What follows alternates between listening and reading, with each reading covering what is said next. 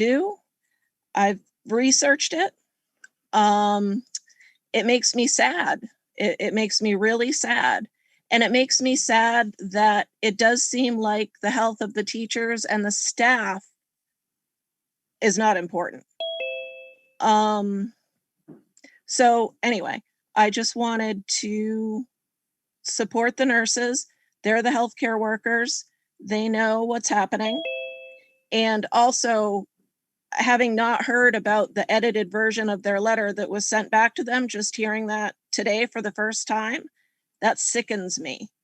And I do want to support the resignation called for from whoever that board member was as well. That's completely not okay. Thank you. Thank you, Stephanie. Anybody else? I don't see anyone. What I do have is someone notified me in the chat that there was a letter sent to the board members from a middle school teacher that they want read.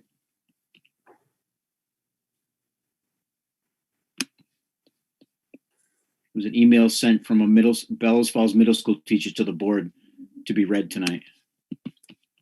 Okay. I can bring it up if you need someone to bring it up. I also have the other one that needs to be read. Right, so Unless you've got it and want to read it. Other than that, I don't have any other questions in Quay.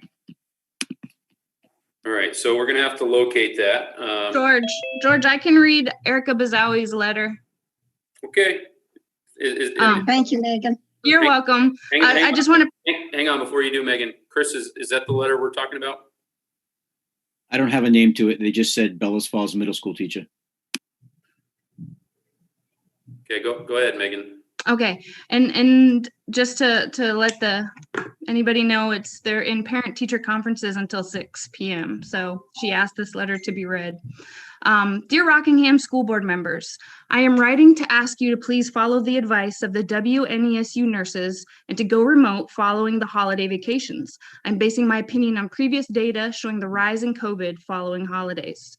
After Memorial Day, July 4th, and Halloween, numerous states saw cases and deaths due to COVID increase. According to a Washington Post article, in Texas, COVID cases rose more than 36% by June 6th. But that's not Vermont, right? According to CBS Boston, an outbreak that began in Winooski on Memorial Day grew to 62 cases by June 8th.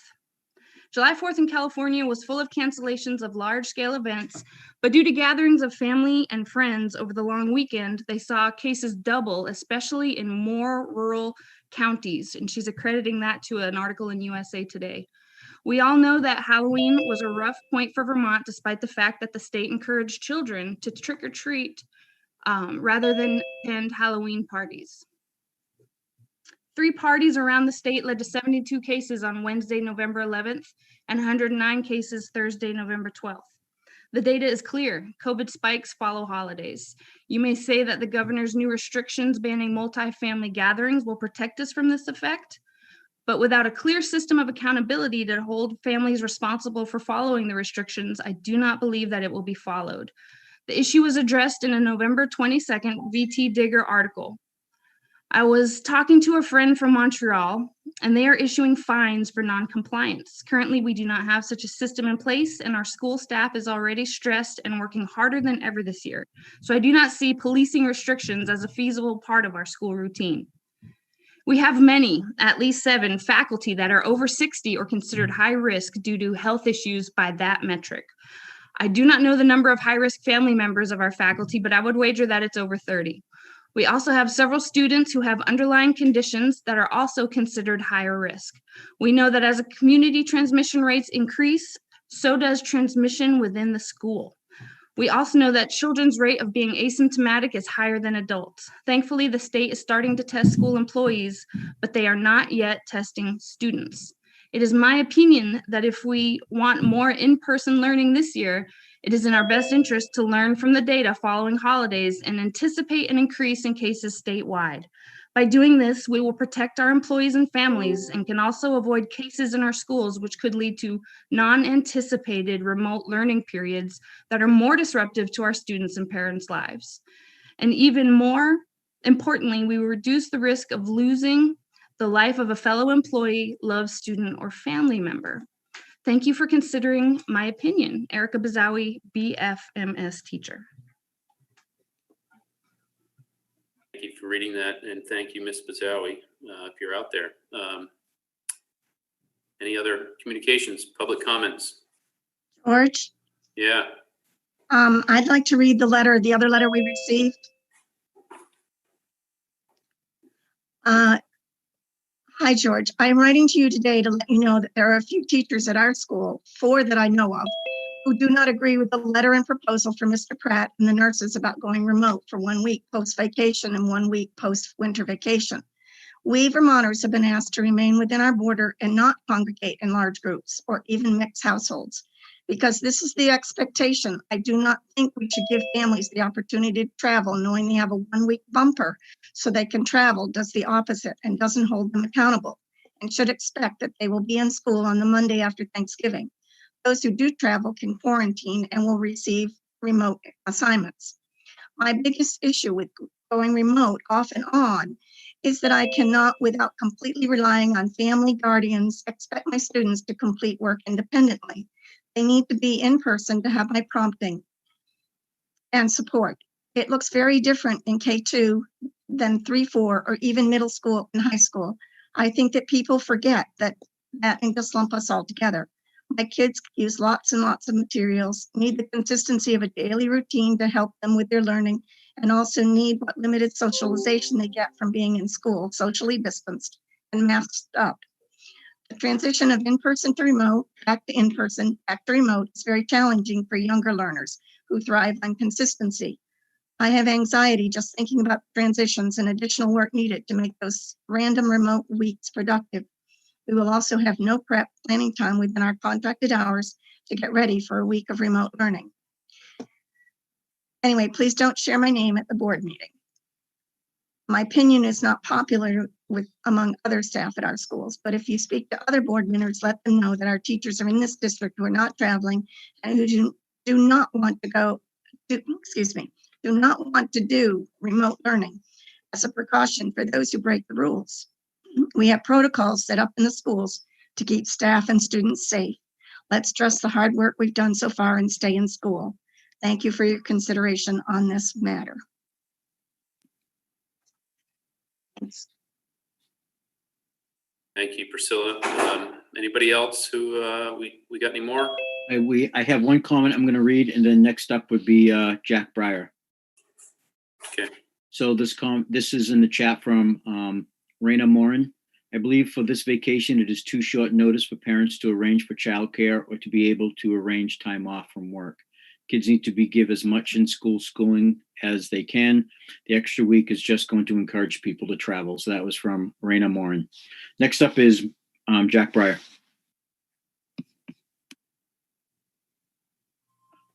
Yeah, go ahead, There Jack. we are. Hi there.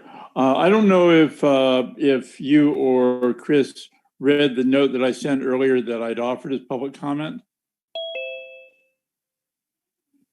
No, it has not been read yet. No. Well, then maybe this is the time to do it because I'm going to add a little note to it.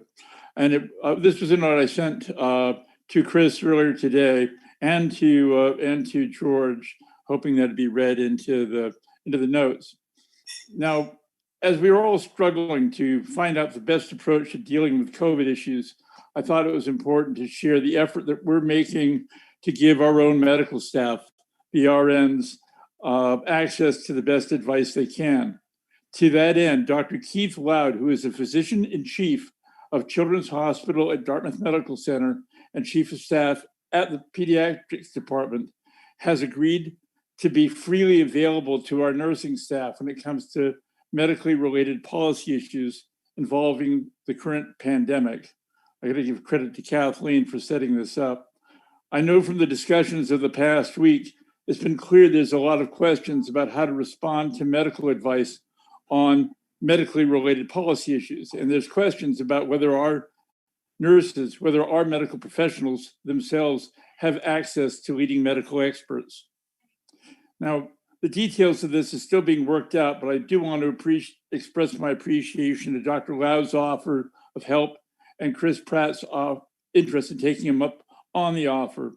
Dr. Loud, Dr. Michael Calderwood, who is the chief epidemiologist of CHAD and DHMC, are nationally respected figures whose advice is routinely sought out by Dr. Mark Levine of the Vermont Health Department and the UVM Medical Center, as well as nationally by the President-elect's task force on the coronavirus epidemic.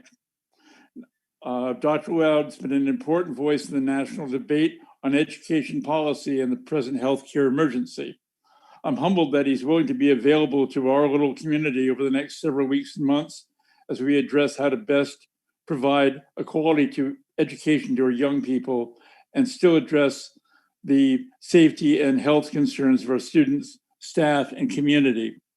Now, he was not able to be here for tonight's discussion, but he certainly is available to our RNs when it comes to the Christmas holiday fire break, if that's what we're doing.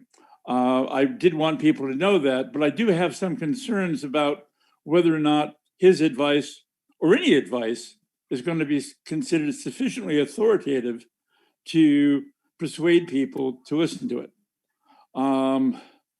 This has been very hard because we've had a lot of references to experts and who's an expert, who's not an expert, and I'm not sure that people are willing to listen to it. I'm hoping they are. I'm hoping that if he begins to offer his advice, it will matter to people. I'm hoping that it does. I personally think that it would be a reasonable compromise for the Rockingham board to grant this fire break, this ability to split the coronavirus epidemic and give us a time break so that we can keep it under control over the Thanksgiving holiday. And if you want, have an open mind about the Christmas one, by which time you'll have advice and expertise from one of the leading figures in the United States on how to best address the issue. I know that both physicians are very much in favor of in-person instruction, but they're also in favor of fire breaks generally and of paying attention to local conditions. And it's the local conditions that I think matter the most here. And if I don't know where you are in the discussions tonight because I came in late, but I'm hoping that this will be something that you'll bear in mind as you deliberate. Thanks. Thanks, Jack. Appreciate it. Anybody else? Public comment? George, I got something. That's all I have in public comment, George. Okay, Jason, you got something from the public? Yeah, this is a email I sent you guys, all the Rockingham board members, from a teacher at the middle school. And this person wrote me a note on Friday and said, I just want the kids to be in school. They also went on to say, WNESU with all remote, which has given the permission to travel, break the rules this week, and you can spend next 2 weeks quarantined. And then this person also said, we may not always agree, but I appreciate you on this point. So many people feel this way, but can't speak up. The last time I spoke up, I was called into the office. Thank you. Thanks, Jason. Chris, anybody else? Are you wrapping up or are we still going? No, I think that's it. No other comments. Anybody else going once? Going twice? Thank you all very much. It's very appreciated. Whether it's something that individually we agree with or not, we appreciate hearing your opinions and comments, either by email or otherwise. So thank you guys for speaking up,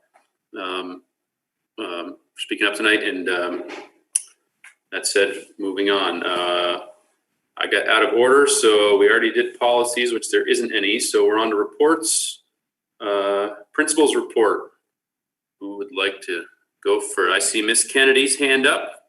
Miss Kennedy, the floor is yours. Thank you. Hey, thank you. Good evening, everybody. And I just want to give some shout outs to all of Central staff, and I appreciate Mr. Hodson's good words. Our staff did take some time for Veterans Day to send some cards and letters with the students.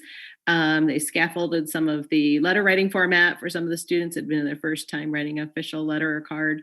And just recognizing all the hard work that our veterans have done and given back. So it was nice to have the reception being heard. So, and then also we've done a lot of spirit days around Thanksgiving. We had some different days for dress up and Halloween and things like that. And so we've done a can drive collection for our place. And that was dropped off by Bill Scarlett and Nurse Jen. So I appreciate their help in getting the goods to the people who might need it.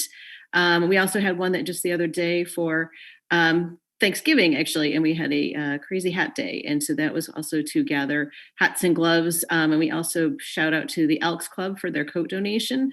We have many students that receive coats, gloves, hats, and, boots, things like that they needed for the upcoming cool weather. So we really appreciate the support from the community on that. As people have mentioned today, it was parent-teacher conferences. They've been going very well. And staff have connected with families and getting progress updates and hearing concerns too. I've already gotten some parents reflecting back on what things that they like to see happening. As mentioned before, you can always email me. I appreciate people doing that. And going through teachers as well. And they've messaged about things that they want to see happening. So we'll take those into consideration. Today we had a PD day for a specialist, and I'm sure Ms. Hazard will give me more updates on that. We were able to work last Wednesday with the staff on going deeper with distance learning. We've heard families say that if we do go remote, whether it's snow days or remote Wednesdays, we want to work on our engagement. And as always, we're learning. And so the staff and I had a chance to learn some more tools and techniques to share. So hopefully you'll be seeing those coming up in the next remote days. And also we've heard from Jen Gurley at Rockingham Roasters. So they've asked CES to make ornaments for their holiday tree outside the store. So we're working with Mr. Palmazano and trying to get that happening during art class or sometime in school. So we'll definitely support our community that way. And we are finalizing all of our budgets for next year, for the fiscal year, and trying to keep in mind that there's really a level funded budget and just working with the parameters that we have. We did have 20 staff members that were tested for COVID on Friday. So they wait for the staff. Well, we don't get those necessarily. We will hear if anybody had tested positive and do contact tracing. And then within the last week or so, we've had 9 students that were out, 3 to travel that went outside of state of Vermont that are quarantining, and then 6 with illnesses that some are waiting for COVID testing and just others that are waiting for families to see whether it needs to warrant COVID testing and things too. So that's pretty much our updates for Central. And there's my dog.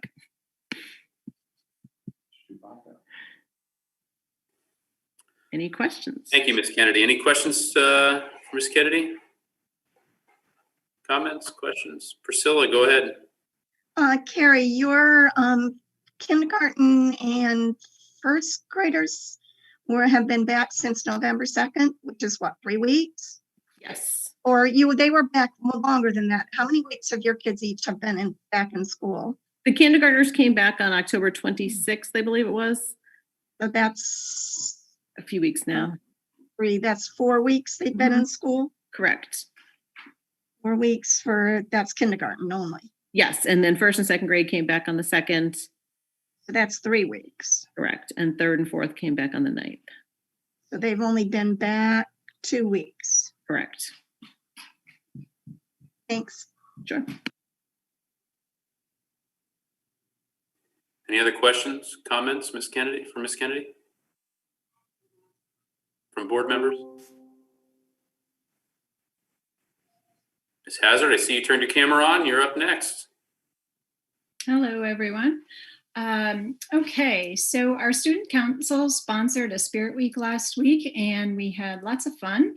It ended with a PJ Day, complete with popcorn donated by the Bellows Falls Opera House. And so a big shout out to them and to all that made the week special. The Lions Club has come and gone and provided vision screenings for all students, which is amazing work that they do. And our Nurse Jen, will be sending out those reports to families. Last Wednesday, Carrie hinted at it, but Principals and all teachers participated in a full day of distance learning playbook, going deeper. Dr. Carey was able to provide funds to make that happen. The PD focused on student engagement and getting students to drive their own learning. Together, we learned new technology tools and strategies to support this high level of engagement. And our remote plan will include this new learning and must look different than when we were in dismissal in order to move new learning forward. And it will include both synchronous and asynchronous learning. Of course, we will continue to be sensitive to the needs of our students and families as we move toward implementing this new format. Today, some amazing things took place, not only parent-teacher conferences, primarily via Zoom, some were phone calls and some Google Meet, but we were able to do a PD for our specialists, and they really had an opportunity to collaborate with each other and really dig into the PD that took place last Wednesday. So they met with their colleagues, all the PE teachers met together, all the art teachers, music teachers, etc., shared current practices, learned from each other, and then explored some of the new technology tools that were shared last Wednesday. We had extremely positive feedback from staff who were appreciative of the time to collaborate and to continue to explore technology. Let's see, tomorrow we will all engage classroom teachers, interventionists, and principals in Fountas and Pinnell Classroom guided reading, and the specialists will continue working together to create an action plan given their work today. Let's see, our attendance data for the last 2 weeks, we had 91% of our students in attendance from 11:09 to 11:20. Number of staff tested on Friday were 17. And we've been really busy preparing for both scenarios, in person and remote, especially given our new professional learning. And just making sure that we are moving learning forward rather than in that emergency teaching mode.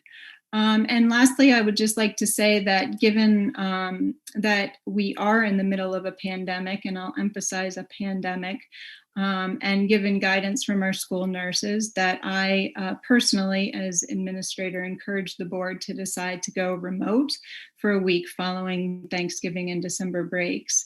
4 days of remote learning is a small compromise in order to protect our staff and students. So thank you, and I will take any questions you may have. Any questions for Ms. Hazard? Priscilla? Again, yours have been back, some of yours have been back longer than Central. Can you tell me which ones were back? Kindergarten through 2, right? K2 started, end of, when was it? October. I can't remember. I'd have to go back and look. It's been a while that they've been back, and our 3-4 came on November 2nd. Yeah, I think you started a week sooner, so 1, 2. Yes, we did.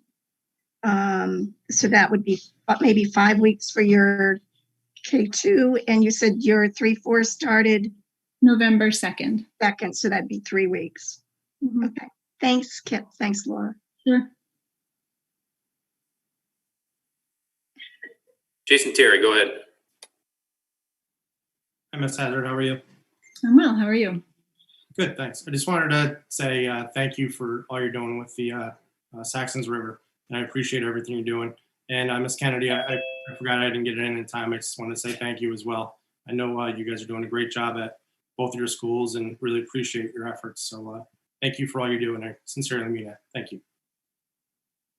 Thank you. And the other board members for Ms. Hazard. Thank you, Ms. Hazard.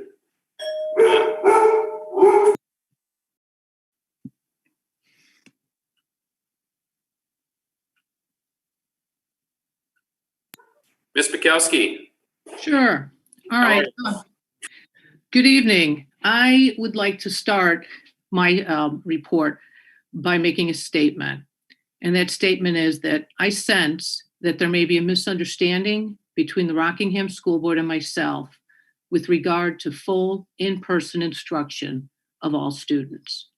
I would like nothing better than to have all my students in attendance for full in-person instruction, as long as it can be done safely and within the guidelines set forth by the AOE and the Vermont Department of Health. I believe I'm speaking for myself and the teachers and staff of BFMS when I say we truly miss the energy and excitement that comes from having all of our students in attendance. Therefore, I would like to make the Rockingham School Board aware that we are exploring ways to make this possible while adhering to the guidelines set forth by the Agency of Education and the Department of Public Health. To start, we welcomed back all of our 5th grade students for full in-person instruction on Monday, November 2nd. We will be welcoming back all of our 6th grade students for full in-person instruction on Monday, November 30th or December 7th, depending on the school board vote this evening. We've established criteria for increasing the return of 7th and 8th grade students who are struggling in engaging in virtual or remote learning. Bellows Falls Middle School is exploring 2 possibilities for bringing all 7th and 8th grade students back. The first is using an alternative site that is not part of the BFMS school building, and the other is rearranging at least 2 instructional areas within the school. A subcommittee has been created for exploring sites that are not part of the building. The subcommittee's first meeting was held on Wednesday, November 18th, and I provided Superintendent Pratt with a written report from this meeting. Additionally, we're working on developing a plan that would allow 7th and 8th grade students to receive 3 days of in-person instruction at BFMS while still adhering to the social distancing guidelines. I'm simply stating this so you know that we are considering multiple options to increase the number of students that we have for in-person instruction. Moving on, tomorrow is an in-service day and is day structured to provide BFMS teachers with the opportunity to share instructional strategies that they use in remote and virtual learning. They'll be spending time in groups developing a collaborative presentation of instructional tools and strategies that will be shared and posted in a document so that everyone can use it and reference it. As was mentioned, today was parent-teacher conferences. I'll have a more detailed report to share on those at an upcoming school board meeting because I think some of them just concluded within the last 35 minutes. We also are working with the coats for children, as was mentioned by Ms. Hazard. And overall, I just want to reiterate that I believe the teachers and staff of BFMS have been doing a fabulous job. 30 of them were tested on Friday, and our ADA has been down. Our average daily attendance or meeting has been down a little bit over the past 2 weeks because we have had an increased number of students that were sent home for either, possibly displaying COVID-like symptoms or quarantining. That is my report. Any questions? Ms. Bukowski, that was a great report. Thank you. Anybody else have anything for Ms. Bukowski? Priscilla, go ahead. I just wanted to say thank you, Karen, so much for sharing the options that you're looking at.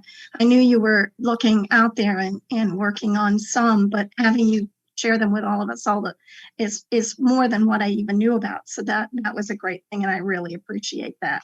So your 5th graders have been back 3 weeks, which is nice.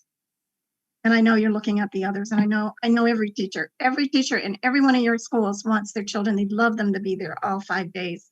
And I think we as a board are recognizing that, just like you are recognizing that we want them there as well, because we know that you guys do such a fantastic job in teaching them and getting them to learn. And it's important that our children grow up with a good education. And I think Rockingham has been paramount in being able to give that to our students over the years. I know when I taught at the high school level, I saw a lot of children that came up through the schools, and I was really pleased to know that they had been in our schools and the kind of education that they were getting. So thank you so very much. Appreciate that. You're welcome. So in response to that, I can tell you all that I have a 5th grader, and wonderful is an understatement. So thank you. Any other questions, comments for Ms. Bukowski? I don't see anybody. So business office. Flora, I suppose, if you're out here. I didn't see your name, but there's about a lot of pages here. So Flora, if you're out there, or Chris, or anybody. Yeah, I am here. I'm sorry. I was just trying to unmute. There you go. Floor's yours. So currently we just working on the budget, trying to get everything ready for the auditors. They were supposed to come in tomorrow, but due to the travels because of COVID and the area that they come, they decided that they'll let us know if they're gonna come in at all. But right now we have scanned everything for them, so that way they get everything removed from us. Those documents that we can't scan because of the bulk and the amount of it, they will let us know when they could review them. Other than that, we're pretty much working as a team. Everything is set. So we're just waiting on news from the auditors as to how they're gonna address this whole COVID situation and visiting our office. Thank you, Flora. Any questions, comments?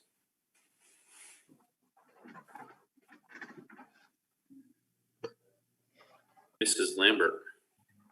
Sorry, every time I try to hit the mute button, I hit the video button. So I keep flashing on and off. Disconnect. Flora, I am still hearing kind of chatter about there still being trouble with benefits and with payroll. So if you can kind of keep that in the back of your mind and be working on that to maybe be helping staff and everybody out with that, I'd appreciate it. Benefits, we did have open enrollment. So there was a couple of changes with that. It was a short window, so I guess that could be on one of the issues that people might mention. As payroll, I'm not sure which issue could be. Most likely anything that has come up with payroll, we always have resolved that at the moment. We're actually doing payroll ahead of time. Payroll is due on a Friday morning, and we've been submitting payroll Thursday morning. So I actually would like to know which one is the concern with payroll, because we've been doing really good with it. You know, whatever we have found, we always resolve this. So everybody's been getting paid even ahead of what it's supposed to be. I haven't any specific names, Flora. I just have heard chatter about it. So I just was bringing it up just to make sure you were aware and that you could deal with that, you know, because this is my opportunity to bring it up to you. No, yes, but no, definitely I'm not aware of any issues actually with payroll. Like I said, you know, we've been doing really good with payroll. It's been even done ahead of what people usually have expected. You know, always payroll was delayed. You know, and now the latest we've been posting payroll is a Thursday by 5. People have it in their bank accounts, if not Thursday morning. So and if they've got an issue, they should be contacting you, I would assume, anyway. So yes. you will hear about it and then have an opportunity to take care of it as well, I'm sure. As well, Jason is new, but he's been doing amazing. And like I said, if anything that is any issues with anything about payroll, they should let us know immediately. You know, it's a learning thing for him as well. But at least the fact that people getting paid on time and their adjustments is been fixed. As for benefits, like I said, I'm not aware of any issues with the benefits currently, other than, you know, people were not too happy about the short window that they have with open enrollment. But that has nothing to do with our office. It's what it was given to us. but Joellen worked really hard overtime trying to help everybody and taking messages and calls and everything. Thanks. Thank you. Any other questions, comments for Flora? Thank you, George. Jason, go ahead. Just wanted to, Flora, again, say thank you. I know there's a lot of new people here tonight, but you've been with the school now for still a short time. 90 days. Wow, congratulations. So Thank you.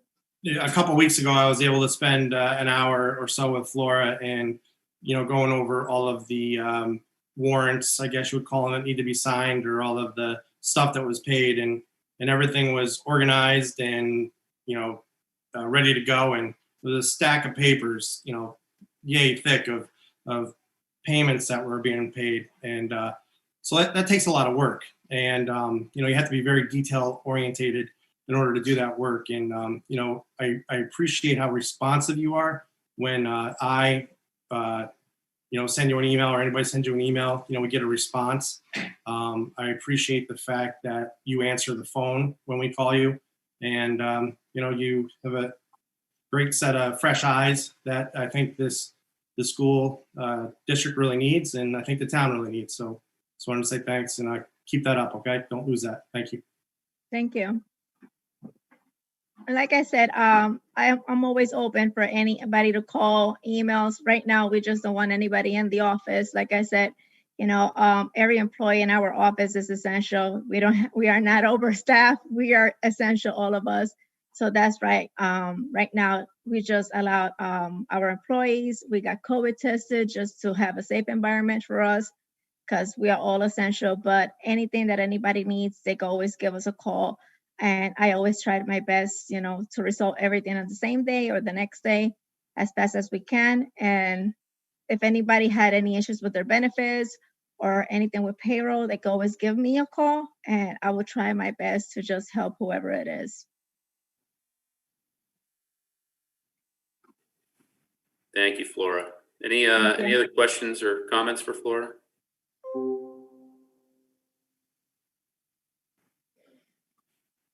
Very good. Thank you, ma'am. WNESU board,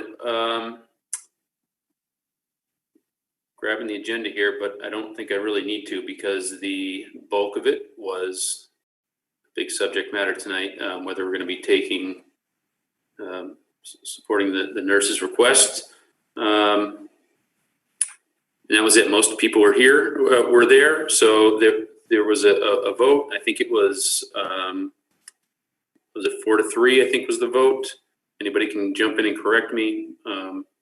But then come to find out, it is, after consulting with legal, that it's up to the individual boards to make that decision. A wrench in that is that the support staff in paras, they are paid by the SU, and full-time teachers are paid by Rockingham. So that is of concern to me slightly, but that's as an update from the WNESU board meeting. That's kind of where it's left off. If anybody else has any additional updates to that meeting that are pertinent to tonight, feel free to jump in and say something. But I think that's kind of the bulk of it.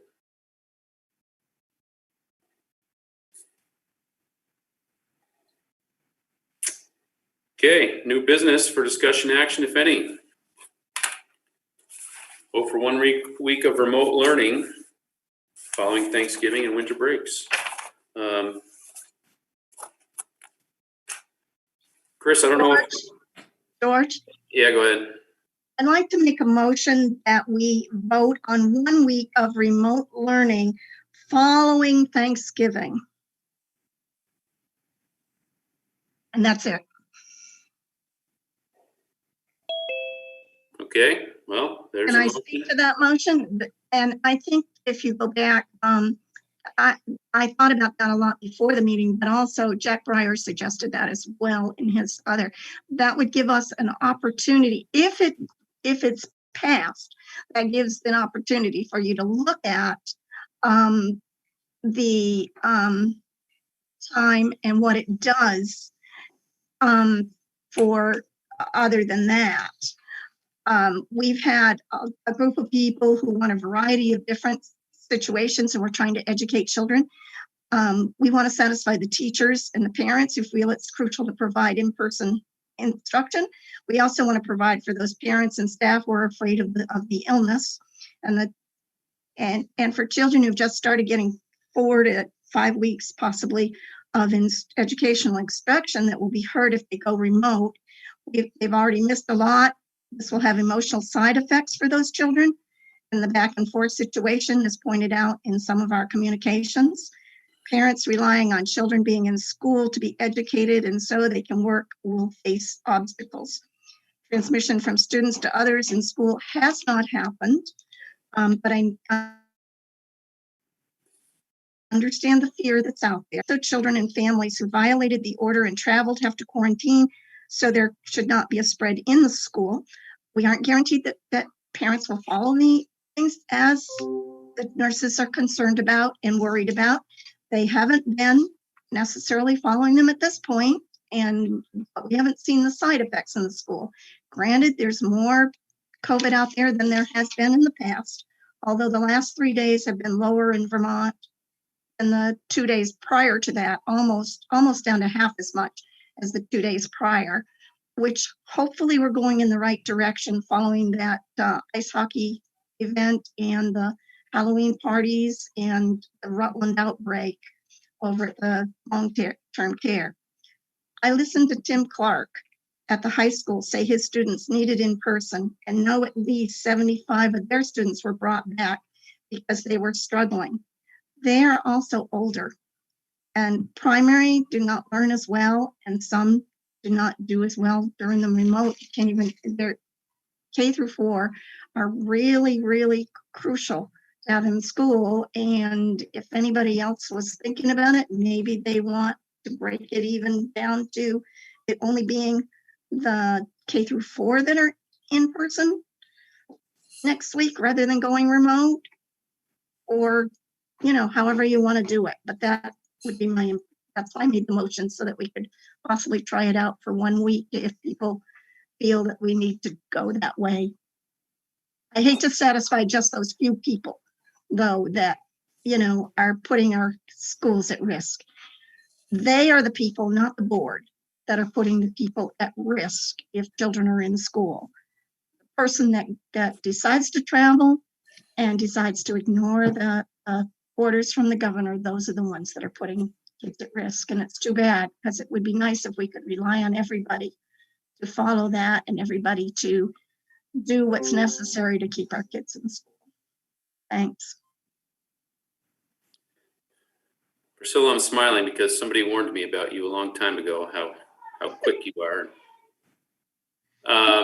Well, there's a motion on the floor, and if I'm understanding it correctly, it is to approve the week off after Thanksgiving only at this point. Is that correct, Priscilla? Yes. George, it's not a week off, it's remote. I'm sorry, yes. It's Thank remote. you. Thank you for the correction. So remote. That's I think I said remote, but I may not have.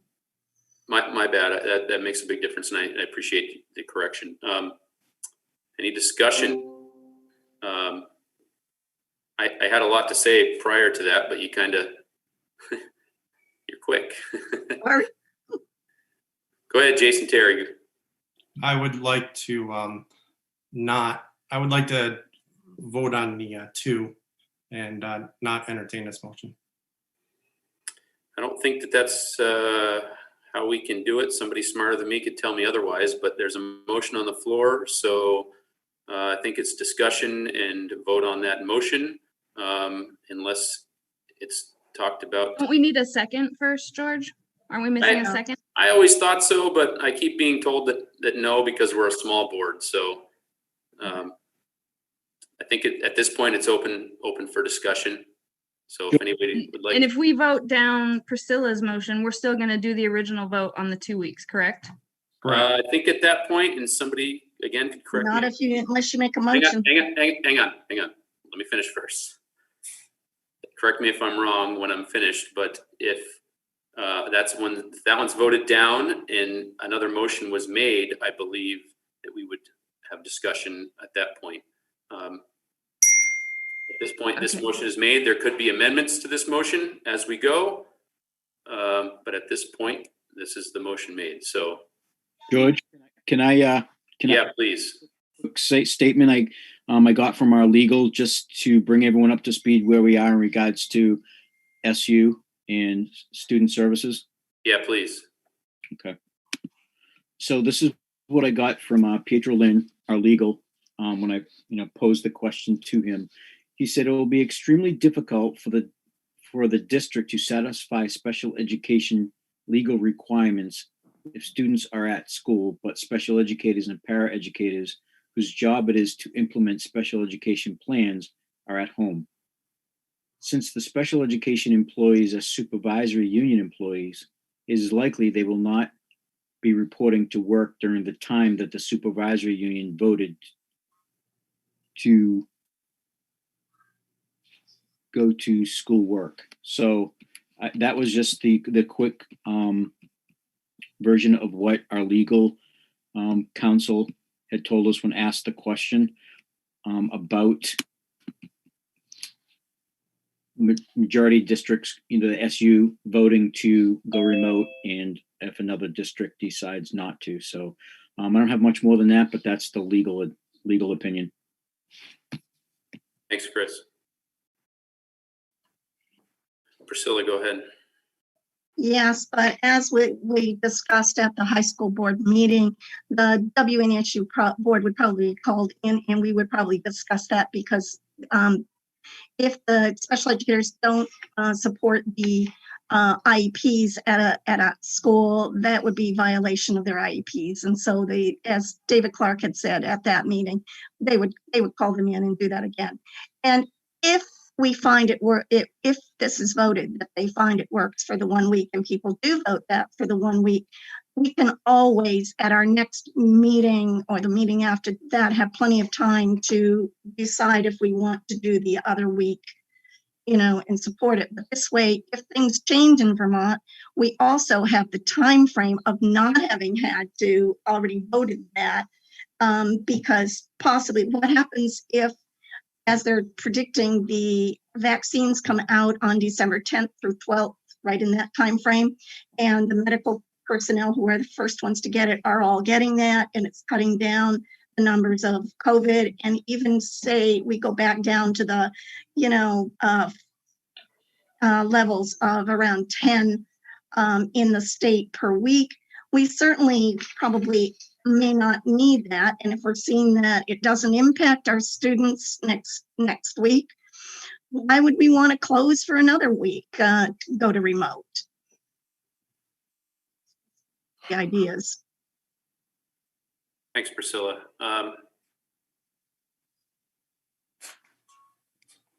Any comments? I mean, I know I have plenty of comments. I wrote a bunch down that I probably can't even read, but any other before I go? Jason Benson, go ahead. Here's my concern with Priscilla's proposal. Okay, right now, if we go with the overall consensus and we do vote in favor of the 2 weeks, at least that way parents have the opportunity to plan ahead for what's coming down the road. Next week, yeah, that's crunch time for everybody, certainly. But if we give parents the warning ahead of time that, okay, this is happening this week, but it's also going to happen after the winter break as well, then they at least have the opportunity to look ahead and get ready for it. That's all. Thanks, Jason. Anybody else? Any other board members? Megan, I see you unmuted. Go ahead. Yeah, darn you, Jason Benson, for taking my slam dunk, if there's such a thing. I'll be honest, guys. Anybody remember last year when we had kids on the corner at the bus stops because school days got called at 5:55? I mean, I don't want to continue this trend where we put parents in a bad position to begin with, and then we compound it with, well, we'll talk about it the week before in December to see where we're at. It's hard enough. I know it's going to be hard enough for parents to mitigate, some parents mitigating what we're proposing, but to put off another vote just seems like we really just don't want to give working parents a chance. We really just want to toss it all at them and see how well they can juggle on the fly. And I'm really uncomfortable with that. Thank you, Megan. Jason, Terry, go ahead. I agree. I think, part of the problem has been with with parents in general is just the poor planning of all this. So I'm ready to get on to the next play, so to speak. And, I want to plan for the next one as well. So what we have is a motion to take the next week off after Thanksgiving break only. It sounds to me like I'm getting a sense that we want to maybe amend that motion to include possibly the week after Christmas break, winter break, I'm sorry, Christmas break. But I'm having a thought that I've got some communication from parents that, maybe being that it's a Thursday, Friday, it could be strategized a little better. So maybe we go to school Monday, Tuesday, or Monday, Tuesday, Wednesday, and then add those days to the end to actually support the quarantine period. Any thoughts behind that strategy or any comments at all? Any Jason Benson, go ahead. The one thing I do wonder about is where they came up with I'll say just for a rough figure, 7 days, because to the best of my knowledge, the incubation period is anywhere between 2 and 14 if symptoms are to show up. Obviously, they're sometimes asymptomatic, as has been stated over and over. But is 7 days long enough? Is 1 week long enough? I guess that would be a question for the medical professionals that are present tonight. But yeah, I'll defer to Chris, and at that point he could defer to anyone else. But that's a question that I've heard from folks as well. I don't mind if any of the nurses want to speak up, but I think this, it adds to the days because we don't have any kids in this week at all because these Monday and Tuesday of this week, kids are out. So it's professional learning. So then, and because of the holiday season, so it adds a week, but I think it's just, like we said, it's a compromise. We're not saying that, we're going to put the 2 weeks in place because we got to cover all the incubation period. What it's doing, it's just giving us the time to, if people are starting to show any kind of symptoms, that we're not finding out about it when they're at the front door. And it gives everyone just a little longer to plan and be ready. Maybe there won't be any, but it's just that extra caution that we're taking. So, I think a week was a good compromise in regards to trying to give us time to figure it out. And if people are starting to show symptoms, that we have that time the week after that maybe they'll get tested. Like I said, we just don't want it to show up at the school and we're finding out at the school when people could already be exposed. But I see Jen Burke, one of the nurses, has came on. So, she might want more to add to that. All I was going to say, Mr. Pratt, was that for Jason Benson, the reason we came up with the 7 days is ideally, you're right. Most people would have to quarantine for 14 days if they have traveled, or for kids that actually don't test after they've been sick, like with cold symptoms, they'll, and the parents choose not to test them. It's up to like 10 days. So for those that have traveled, you can test after 7 days if you have quarantined for 7 days. And so that was our thought with the 7 days. Obviously, we were thinking 4 school days. Hopefully, if anyone does go away, they're back right after on this Thanksgiving weekend. Have that remote week to quarantine and hopefully get a test over that weekend before returning to school. So that was where the 7-day period came in. We weren't thinking 7 school days per se. Hopefully, it might take somebody a little longer than 7 days if they test on like Sunday or Monday morning of returning week, after quarantine. But that was our thought process in that. Thank you. Thank you, Nurse Burke. I'm going to jump in here because I've got some things to say that I was going to say first, but somebody beat me to it. We all know the state. They're pushing in school in person. We know the mandates that I believe are in an effort to allow kids to be in school in person. And we're trying to listen to everybody, and we're not going to make everybody happy. And I'd ask everybody to exercise some empathy, and in both sides, board, parents, staff, everybody, and try to be understanding of what other people's opinions or viewpoints are, and just be respectful. After the last board meeting, after it resonating a little bit, I'm brought back to Nurse Burke's numbers that she offered up, and it was kind of staggering. That's a lot of people traveling, a lot of kids traveling. They're not supposed to. And, we probably wouldn't be having this conversation right now if more people followed the rules. And I just want to remind everybody that when you don't follow the rules, it affects the entire district. It doesn't just affect your family or even your kid's class or anybody who goes in that building and who's related to people in that building. It affects the entire district. And we wouldn't be having this conversation if those numbers were smaller.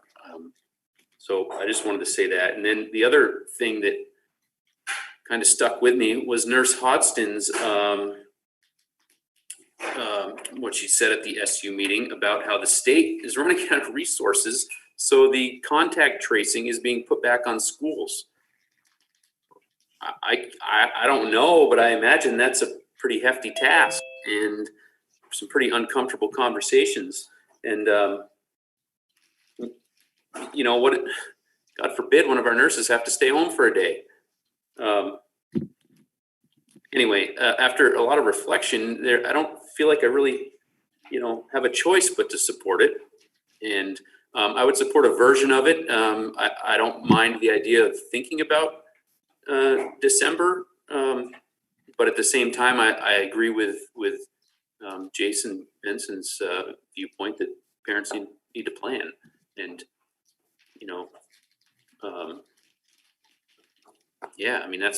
that's kind of what I got. And I also got to say one more thing that's really bothersome is that we've gotten emails as board members from teachers who are reluctant to speak out, who may view differently. And it doesn't even really matter what their viewpoint is or what my viewpoint is or anybody's viewpoint is. They're reluctant to speak out because they don't want the backlash. They don't want blackball. So I don't know. Maybe that's something that Chris, maybe you and I should have a discussion about. But that's a problem when your people don't want to speak out because they're, worried about something. That's huge. And anyway, all that said, I'll revert back to the board for more comment and discussion. But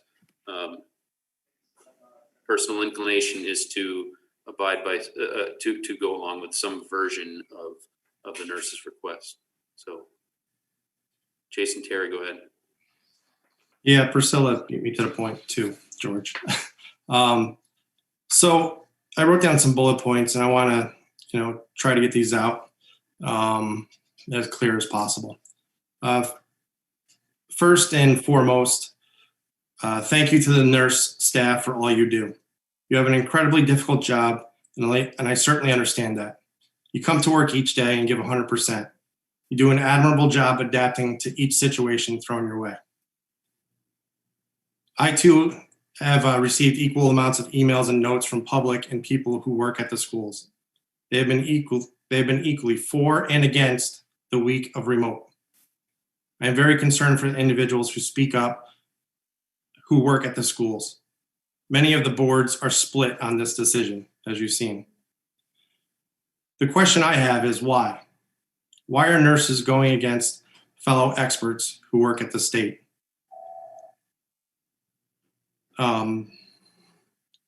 Anybody who has been following these board meetings knows that every time any board member asks about the opening of schools or extracurriculars, we have been told over and over that they're going to follow the guidance of the state. So again, my question is why? Why is it that kids can go to tech for 4 days a week since the beginning of school, where many schools are lumped into one class and kids then go back to their home school? Kids are safer in school. A board member, Melissa at the Grafton board, you said it very well last week. Kids are better off with structured environment that the staff has worked hard to provide. I am very concerned about the kids are in remote, especially K through 8, because they are not getting the instruction they need. I do believe in COVID, but I also believe that there are other even longer term effects. This is an awful virus. It will do damage to generations to come. Finally, many believed COVID would be worse in the winter. Many feel COVID combined with the flu would be bad because they are similar. Why was this not planned better in the fall? If we knew this was going to happen, why didn't administration plan a better calendar? We have some other holidays coming up very soon as well. We have winter break, we have spring break. What will be the plan then? Are we going to wait last minute and send the board an email with just a few days to decide? So, with all that said, I am encouraging this board to vote yes and go remote for 7 days asked, with the caveat that it is only 7 days because kids are safer in schools. Better planning must be a priority going forward. I would like to support the nurse's decision for 7 days. So, thank you. Thanks, Jason. Priscilla, go ahead. My motion did not include only. It was just, it does say this 7 days, this 4 days, this 1 week, but it didn't say only. If this week works out, if we vote this for remote and this week works out, we will have the information. We can have the information from the nurses to see what the impact is on next week, and we can do that. We will have another board meeting, I would assume, on December 7th. And so, this would give us a chance. It would give us more data. It would give us more information. Thanks. Megan, go ahead. I'm just curious, who's going to set the parameters and let us know if this 7 or this 4 days works out? And given this board's history, are we going to believe them this time? Because to me, it feels like we don't tend to believe our experts, even when we allow them to set parameters.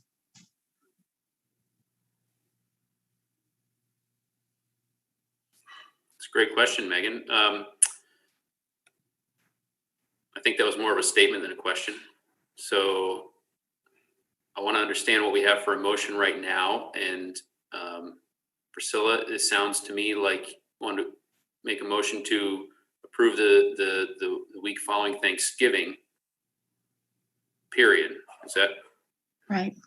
Now, is there, before we get to a vote, I think there's still some uncertainty here or some undecisiveness. I want to give everybody a chance, but going back in line with what Jason Benson said about families planning, is there some way that we could word something or do something? So I don't want it to get to be, December break and we got to get together again and hustle up a vote to do something. Is there I see your hand, Jason, I'll give it to you. Is there some way, maybe, is there an amendment to this motion that could satisfy? Hang on. We have two. Hang on. We have 2 meetings.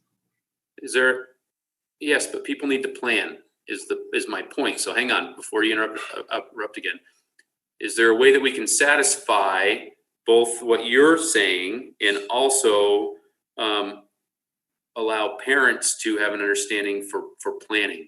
Is there a way that we can satisfy both? Jason Terry, you had your hand up. I'll concede to you. Can't we just amend? Could we just, I'm not sure. Can we just amend Priscilla's motion to include the week after Christmas? Like the original dates? I don't know what they are at this point. Chris Pratt probably has them. I think we could, but I don't know that it doesn't have to be. Do we have to vote on the amendment? I think that's how it works, right? Mhm. Okay, and Jason Benson, go ahead before anything happens. My thought here is maybe we just quash this motion altogether and possibly look at an amendment for 9A, the actual vote itself as written by the nurses, and include in that the possibility of looking after the winter break or before the winter break and see how our numbers are, and maybe bringing kids back in that week if the numbers allow. Or we just vote as everybody else had in order to give everybody the opportunity to plan and do what they have to do. Because we're just making it too muddy right now. Yeah, and I actually agree with you. But as far as following protocol, we do have a motion on the floor, and so it's either amend that motion or vote it down and vote something new. So Let's call the vote. Let's call the vote, George. Well, there's obviously still some. I called the vote. Well, that's great. Priscilla called. You have to vote. You can't do any more discussion. So the motion is currently. You have to vote on the call. You have to vote on the call. Who are you talking to? You have to vote on the call. Thank you. Appreciate that. So the motion is what? Would you repeat it again? The motion is that we follow the recommendations to go remote for the week after Thanksgiving. There's the motion. Can I make a point of order? I don't know. I don't even know what's legal anymore, Mr. Hodson, but Sure. I don't think that's. So, I don't know that that's appropriate, but somebody could tell me that's.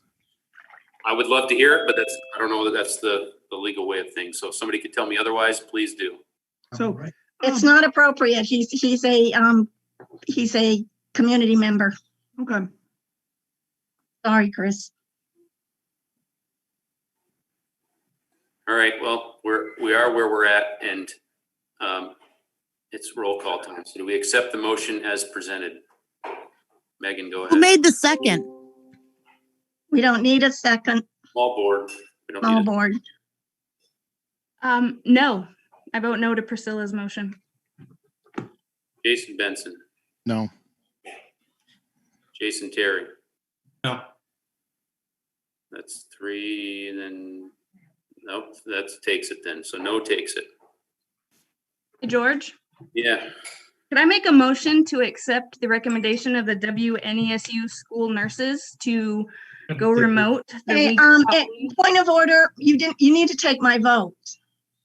The vote did not pass 3-2. Yes, but you still have to take my vote. I get to vote. I'm sorry. Go ahead, Priscilla, vote. Okay, I would vote yes Okay, so for the remote. that's Yeah. 3 no's and 1 yes, and I don't need to vote. That seems to be appropriate. So Megan, go ahead.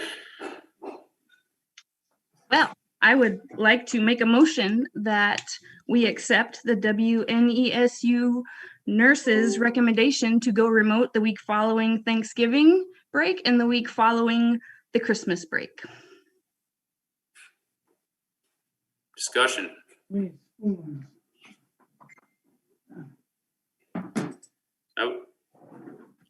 Jason Benson, go ahead.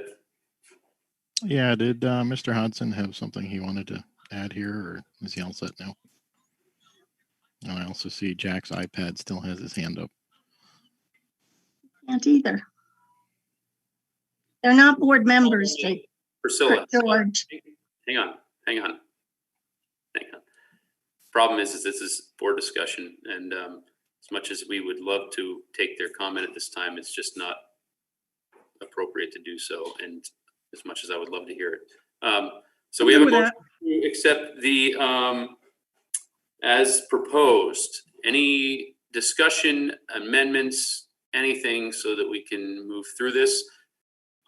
I again am of the feeling that maybe we could utilize days prior to the winter break and add them onto the end to help with length of quarantine or whatnot. But at this point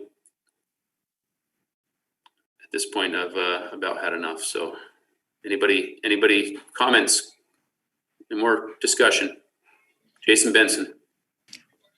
I think the only amendment we need to make here is just keep it in alignment with the rest of the school districts in this union.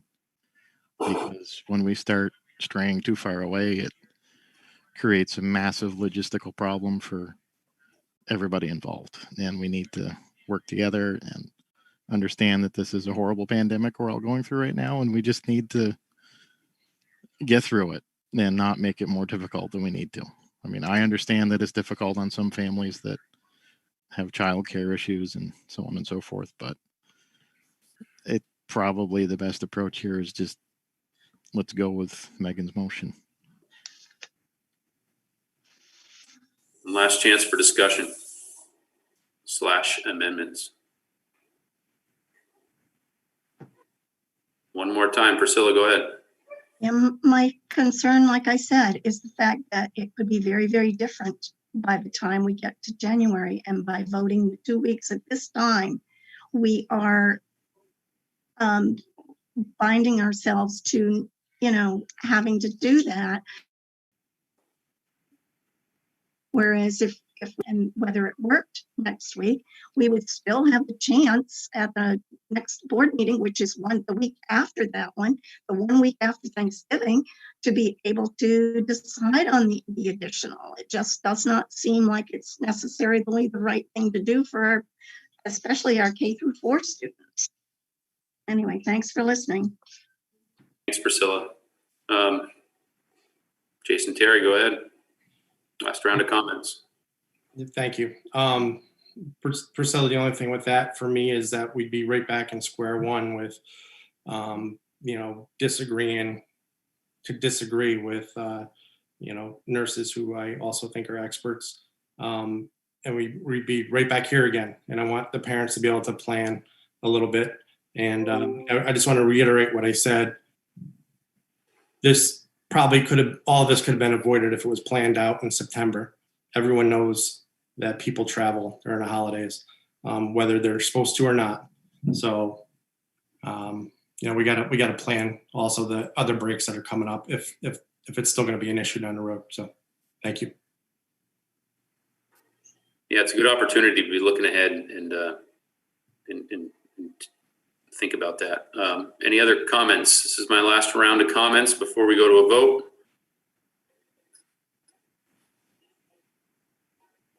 I'm seeing nothing. So in order on my screen, we will vote to accept the 1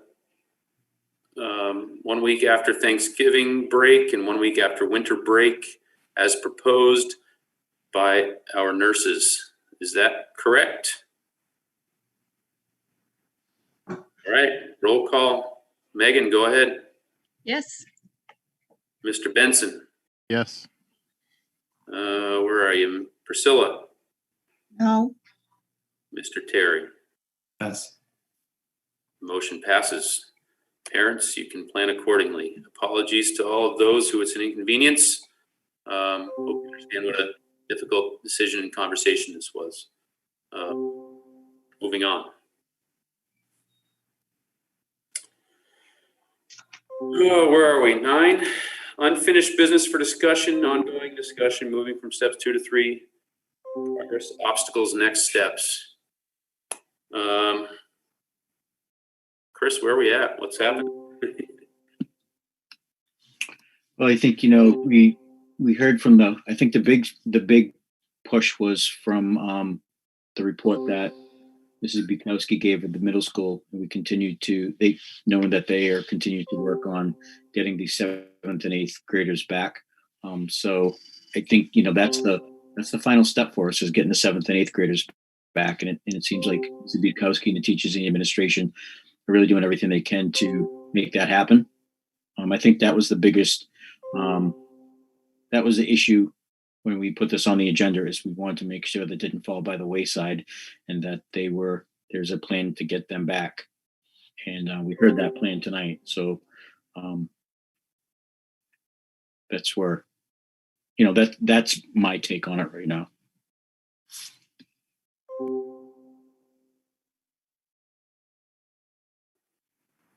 Okay, any questions, comments? Mr. Pratt on that? I see you wanting to raise your hand, Jason. Go ahead. No? Okay. No, I actually really appreciated Ms. Bukowski's report, and that's, we know there's issues at Central as well with getting teachers and whatnot. Is there any movement there, Chris, with any teachers? So you cut out for a second. What was that? Any movement on the teachers for an additional teacher for Central? Lynn, go ahead, Lynn. Thank you. Principal Carrie Kennedy and I worked on finding a teacher, and it's really difficult. We put out some feelers at Keene State, at the Meadow School, which is closing, and it has not been fruitful. However, we were able to hire a good substitute that will be able to take over a classroom for the near future. Hopefully after December, there'll be some newly ordained teachers that might be looking for a job. And we are excited to have this person. We actually need to have her approved, but I don't know if we've gotten there on the agenda yet. But her name is Samantha Saunders. So she will be we're hiring her as a kind of a building substitute to help ease that burden of and I think Carrie can tell us, I think that there's 35 third graders. 30 third graders. So there'll be 2 classes of 15, 4 days a week. And the current third grade teacher will be actually creating the plans and doing the, guiding the teaching. And so we're kind of excited with the different help that we'll have in there, that we will be able to have these children back and give them back 4 days a week of in-school teaching. So, and I'm not sure, I think Carrie needs to help me about the 4th grade. Where are we? There's 20 in the 4th grade now, but there's not a big enough room, right? So they're in the room, there's 21. What we've compromised with was lunch in the cafeteria, because that was the biggest part, was when they were unmasked. So they are the only class that is able to eat in the cafeteria, because that's all we can fit, is just the one class of students, not like grade levels. So yes, but we did advertise. Kate came back to me from Keene State today saying she has put it back out there to see if any teachers who were just graduating in December, they have a cohort of students. So she's hoping to reach some of them, and maybe we can have a candidate come forward. Awesome, thanks. And again, Ms. Bukowski's report was fantastic. Thank you very much for that. And Ms. Hazard, they're fully in school. So thank you guys very much. Where are we? Moving on. Appointments, resignations. I think we don't have any. Chris, talk to me. No, we do not. And Lynn? I'm not sure if, because she's being hired as a substitute, I'm not sure that she needs to come to the board, but I'd like to inform you that we have hired. She's an employee. She'll be a substitute / para. She'll be working after we find the teacher that will take the place in the 3rd grade. She'll still be engaged in the school building, Central School, and her name is Samantha Saunders, and she lives in Westminster. She has children in the Westminster School, so we're really pleased to welcome her. Thank you, Lynn. Jason Terry, I think I might have jumped the gun, so go ahead. Yep. Yeah, we missed executive session, and we also we missed executive session number 7. So there's some important stuff we got to go over. I'm sorry, I don't have a paper copy, so I'm getting all messed up. At 10A, after Mr. Pratt went over the progress, we went right to 11 appointments. So. You know why? Because I'm looking at the wrong agenda. Now we got to revote. Good board chair. Okay. Executive session, that would take place after we're done. So I think we're at director's comments. I'm sorry for my negligence. We're at director's comments as far as I can see. Who'd like to go first? Jason Benson, go ahead. Thanks, George. Thanks for being our fearless leader throughout all this. Not fearless. I just hope that everybody can come to terms with everything that transpired here before and up till now. And Megan, I'm sorry if I stole your thunder tonight. Didn't mean to, but it happens. George, same for you. But I think we're all working in the right direction, and as long as we keep working together with everybody else involved and come to logical decisions based on facts, we will do pretty well. That's all. Thank you. Thanks, Jason. Who's up next? Priscilla, go ahead. Any director's comments?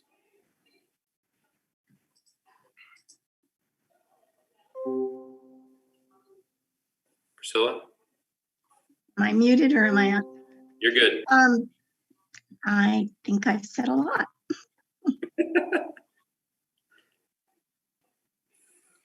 You say I'm just, I just want to keep in mind that the board and the staff and the nurses and the administration are all concerned about our students. And they are our biggest priority in anything that we do. So as long as we keep that in mind, we'll be fine. Thank you, Priscilla. Jason Terry, go ahead. I appreciate some of the folks coming forward and standing up for themselves. And this is the second meeting where it feels overwhelming, where it's one way. And I made my decision a few days ago how I was going to vote, regardless of the hate emails I was getting or the complimentary emails I was getting. I do believe that I will always do what's best for the kids. End of story. Thank you, Jason. Who's next? Megan. So I appreciate everything I heard tonight, and I feel like in a lot of ways there are no good choices out there for us, right? We're mitigating bad choices and bad choices. But as hurtful as comments may seem that speak about the board across social media, I would really encourage us as a board to get a pretty good temperature check on the staff members inside our district. And I think from what I've heard, we're going to find a good amount of dismay and to be honest, a lot of frustration in spades and a sense of horror at like the audacity of this board sometimes.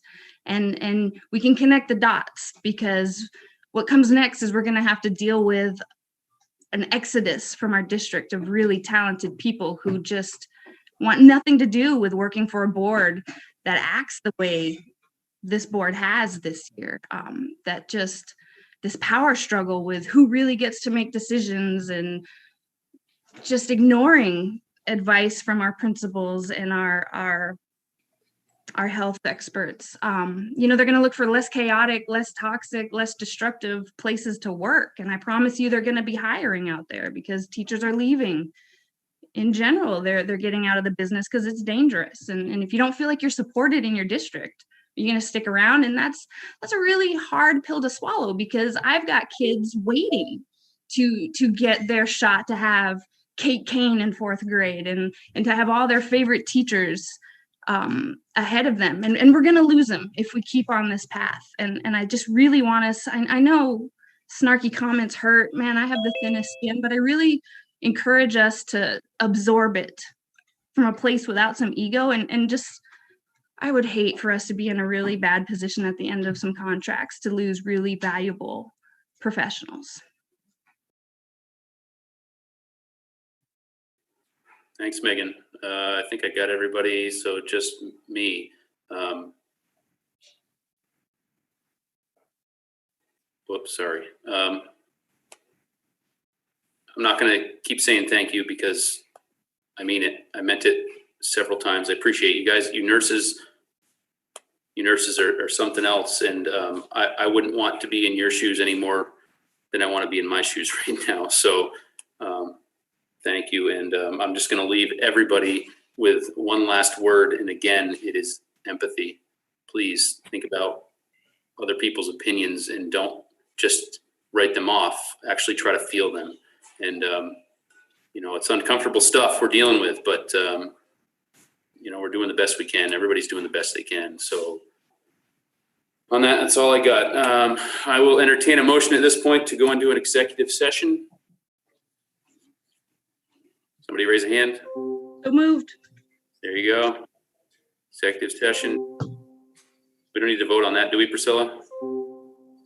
No, we all approve. Excellent. But we should give us a couple minutes to walk around. That'd be good. All those in executive session, and let me see what.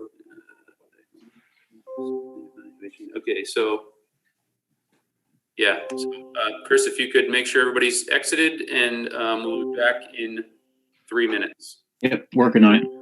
Thank you, Priscilla. Go ahead. Just getting up.